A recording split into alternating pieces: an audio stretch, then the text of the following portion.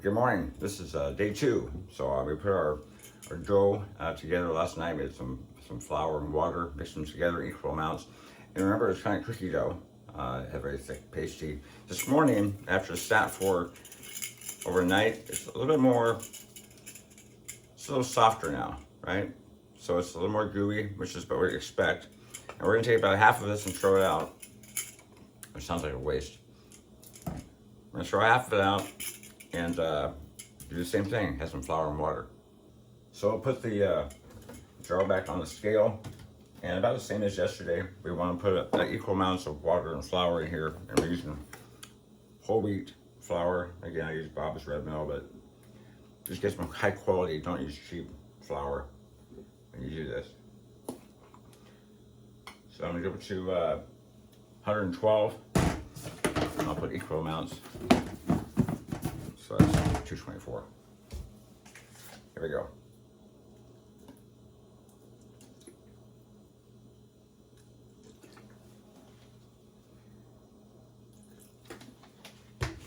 $2.17, close enough.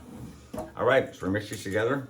You're gonna do the same as yesterday. You wanna make sure you stir that up until all the flour is mixed in. No white spots of unmixed flour.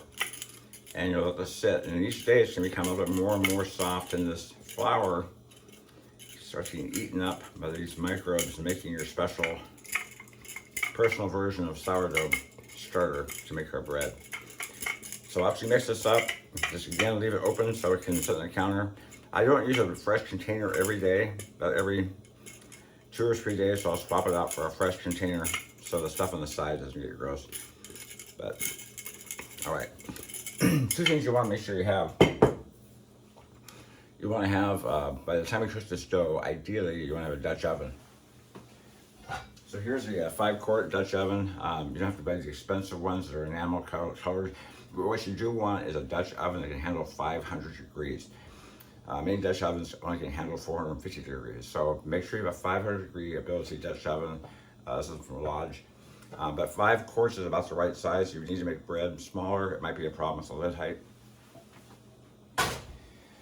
And also, when we actually work on the dough, you might want to buy yourself a silicone baker type of a sheet to cover your counter up with. It makes cleanup a lot more easy to work with, and it just protects the counter. So you don't have to have one, but it sure makes life simpler when you do have. And okay, overnight we're just gonna set this for one more day, and we'll come back tomorrow and add some more flour and water. Take care.